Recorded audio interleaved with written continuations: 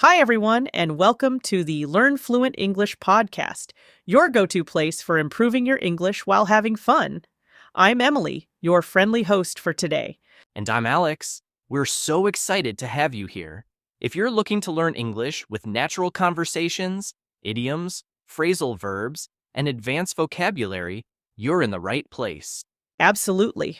Oh, and don't forget, every important idiom, phrasal verb, and advanced word we use is highlighted on the screen for your convenience. And there's a PDF with all the expressions and their meanings in the description. So make sure to download it and take notes. That's right. Now, Emily, let's dive straight into today's topic. Why are people getting fatty these days? Good question, Alex. I've been thinking about this too. There are so many reasons: sedentary lifestyles, poor food choices, stress, and even the overuse of technology. What's your take on it? I completely agree. One of the biggest reasons is how sedentary people have become. Many of us spend hours sitting at work, in front of the TV, or scrolling through our phones. It's like movement has become optional. That's so true. And when you sit for long hours, your metabolism slows down, making it easier to put on weight. Exactly. Then there's the issue of diet. With fast food being so convenient and processed snacks everywhere, people end up consuming too many empty calories without realizing it. Yes, and let's not forget sugary drinks like sodas and energy drinks. They're loaded with sugar, but they don't really fill you up, so people tend to overeat alongside them. Right. And stress plays a huge role too. When people are stressed, they often turn to comfort foods, things that are high in sugar or fat, to feel better temporarily. Absolutely. Stress eating is so common, and the irony is that these foods often make you feel sluggish, which discourages physical activity. Speaking of activity, how often do people actually make time for exercise these days? It seems like everyone's too busy or just doesn't prioritize it. You're spot on. A lot of people think they're too busy, but even 20 to 30 minutes of daily exercise can make a big difference. Definitely. All right, Emily, I think it's time to break down some of the idioms and expressions we've used so far, shall we? Sure thing, Alex. Let's get into it. All right, let's start with sedentary lifestyle. Alex, do you want to explain this one? Of course. A sedentary lifestyle means a way of living where someone is physically inactive most of the time, like sitting at a desk or lying on the couch all day.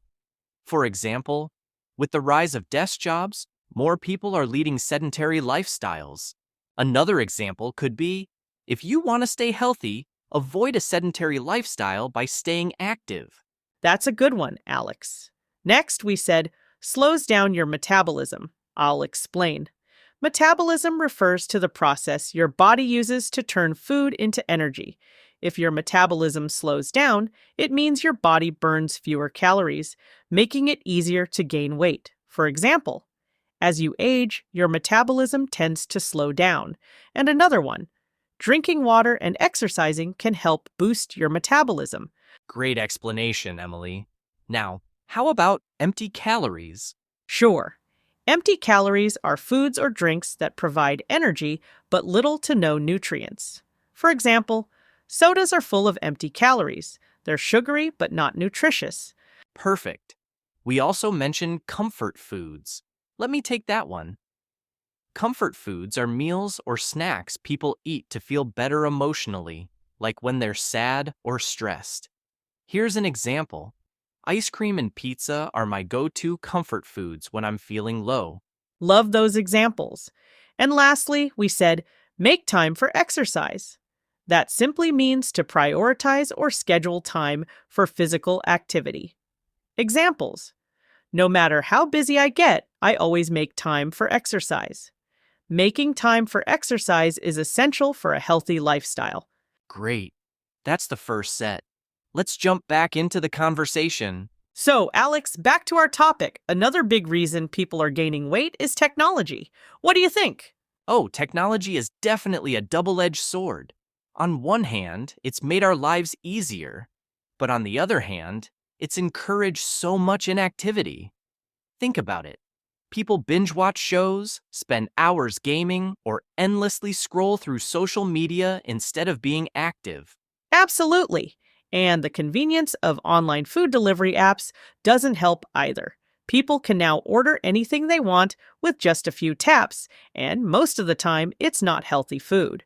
That's so true. And the portions in restaurants these days are massive. People end up overeating just because the food is there. Exactly.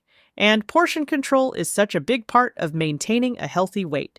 It's not about starving yourself, but being mindful of how much you eat. Right. And you know, poor sleep habits also contribute to weight gain. When people don't get enough sleep, it messes with their hunger hormones, making them crave sugary and high-calorie foods. Oh, yes, sleep is so underrated when it comes to health. People underestimate how important it is to get 7 to 8 hours of quality sleep every night. And you know what else? Emotional eating.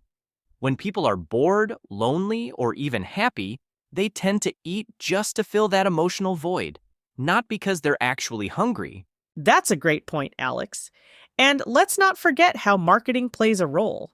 Those ads for junk food and sugary drinks are everywhere, making them so tempting, especially for kids. Exactly. It's like you can't escape it.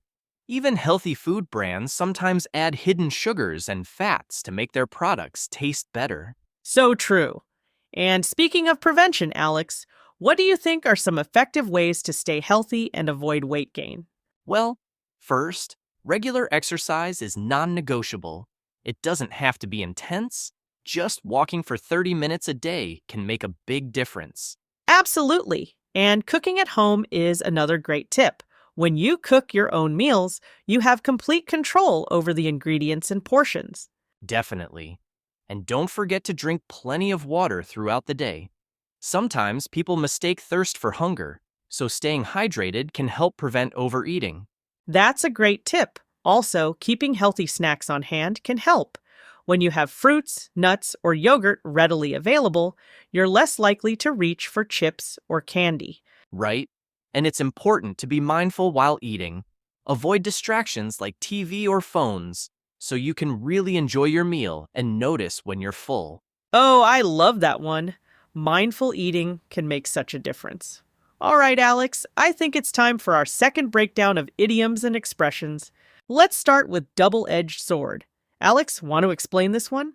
Sure, a double-edged sword is something that has both advantages and disadvantages. For example, social media is a double-edged sword. It connects us, but it also wastes our time. Another example is, technology is a double-edged sword. It's helpful, but can make us lazy. Great! Next, we used binge watch. This means watching multiple episodes of a show in one sitting. Examples: I binge watched an entire season of my favorite series over the weekend. Another example could be, she loves to binge watch dramas when she has free time. Perfect. How about portion control? I'll take this one. Portion control means being mindful of how much food you eat at one time. Examples: practicing portion control can help you lose weight without dieting.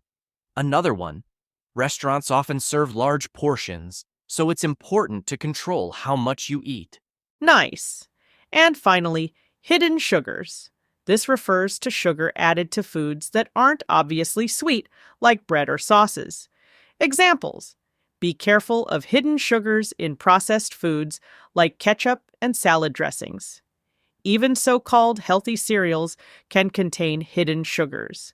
So, Alex, let's dive deeper into prevention. What are some small practical changes people can make in their daily routines to stay healthy? Well, one simple change is just getting active more often. It doesn't always have to be an intense workout at the gym. Little things like taking the stairs instead of the elevator or going for a brisk walk during lunch can add up. I totally agree. And it doesn't hurt to incorporate movement into your day in ways that don't feel like exercise, like dancing while cleaning or doing a 10-minute yoga session in the morning. Exactly. And also, meal prepping can be a game changer. If you plan and prepare your meals ahead of time, You're less likely to reach for junk food when you're hungry and don't feel like cooking. Yes, that's so true. I've started meal prepping on Sundays, and it saves so much time during the week. Plus, I know exactly what I'm eating. Another great idea is keeping healthy foods visible and accessible. It's easier to grab a fruit or a handful of nuts when they're right in front of you. That's a good one. Out of sight, out of mind, so true when it comes to unhealthy snacks. And don't forget to set a schedule for your meals. Eating at regular times throughout the day helps prevent overeating later. Yep, I always find that if I skip meals, I end up snacking a lot more in the evening. And it's also important to listen to your body. Stop eating when you're full, not when the plate is empty. Definitely. And another small thing is drinking water before meals. It can help control hunger and reduce the temptation to overeat. Absolutely, water is key. And lastly, Alex, let's not forget about the mental side of things. Staying positive and not stressing about food or weight is essential. Stress can make things worse, especially when it leads to emotional eating. You're right, Emily. A positive mindset makes it much easier to make healthier choices. Instead of thinking of food as a reward or a comfort, view it as fuel for your body. That's a great perspective.